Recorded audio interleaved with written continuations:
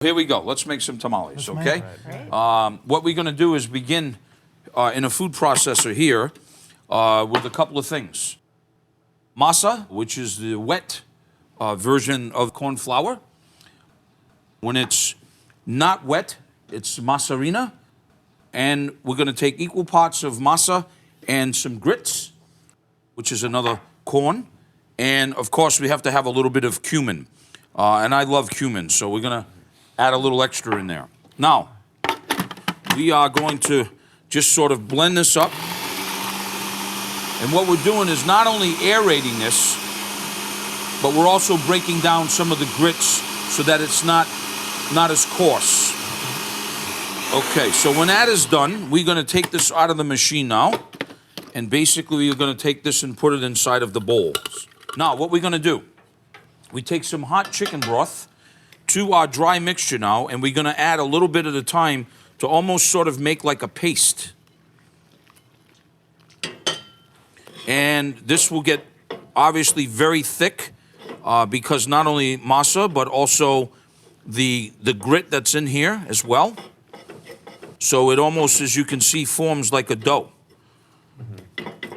So now, I think that is just about perfect.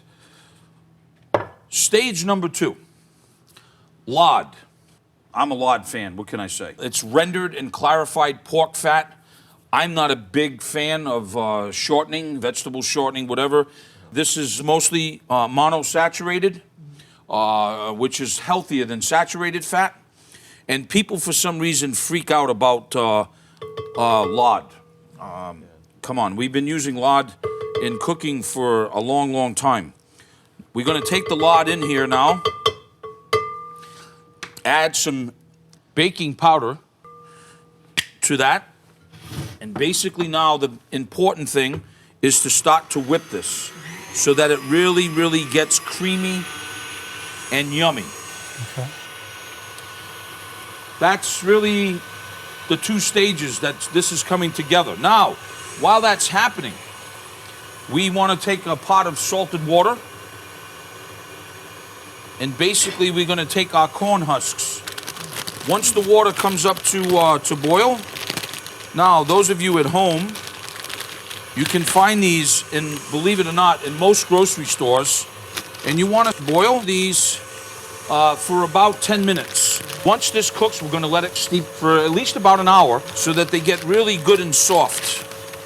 So in they go. And we'll submerge them. And basically now what we'll do is we'll cover these. We're going to add whatever you want to put now inside of your tamale. We have some braised chicken that was almost roasted like arroz con pollo. We have Mexican cheese. We have green chilies. Now I'm using a poblano. And what I've done before I got it to this stage is I basically put it on my burner and began to toast this and char it, as you can see right here, what it looks like after it's charred. If you have an electric burner out there, you can do the same thing as well. Now, the recipe, of course, says to do this in stages. And, of course, today, I'm not following the necessary tamale rules. I'm making my own rule up. So now we're going to add that masa mixture with the grit mixture in there. And then basically what we're going to do is slowly start putting this together. And it starts getting nice and creamy. Or I say nice and dreamy. So, now this is really together. We add just a little bit of salt. And we're basically ready, guys, to begin our journey. Okay. So, let me show folks at home. I asked Bertha, I said, do you tie them?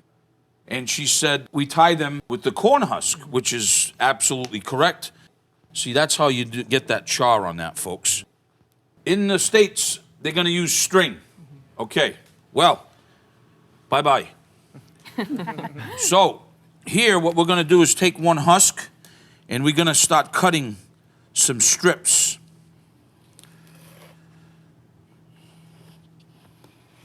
We're going to cut strips from our husks And we're just gonna leave them off to the side.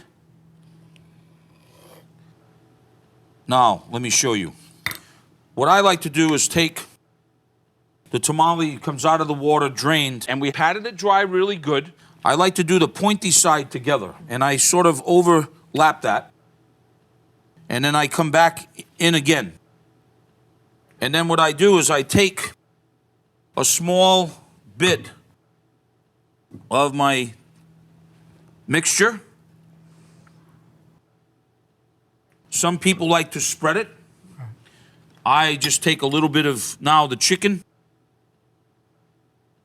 cheese, some chili, or a lot more chili. Now, again, as you know, it could be pork, it could be goat, it could be a lot of things for tamale. And basically what I like to do is I like to come into the sides and hold like a package, and then come again, and then come and fold this over. Now, sometimes I get lazy, and I don't wrap them. Yeah. Sometimes I get fancy, and I can show you from our husk what we'll do is we'll put them under, and then we'll wrap like a little package. So, you know, a lot of people, they don't have the right, when you only do it occasionally, you don't have the right steamer pot. I have a big paella pan that works great too, that I have one also that has perforated holes, and then I have a big cover. Most people have like a steamer like this kind of steamer. A lot of people have just this regular type steamers at home, but your day is going to be long. If you use one of those. Because you have to steam them for about an hour and a half, and basically keep an eye on the pan. I have burnt out so many pans. So we're just going to put that over a little water chicken stock mixture. Well, welcome back. Our tamales are looking awesome, I can tell you that. An hour and a half. And you know what? I've had them cold before. Not the same.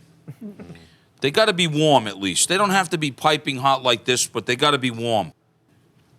Our cake is out, 25 minutes. All right, so now let's turn the heat off. Let's come right over here. Oh, that looks beautiful. Now, here's how I would serve them. And my friend, Yes. Miss B, Okay. here's how we're going to do it. A little bit on the bottom, and then don't be shy to just, see that wrist action? Yep. And then I will serve you. And then if you want to get really fancy, but I don't need to be fancy. Definitely. But for you, I will. Thank you. A little cilantro, I like that. okay?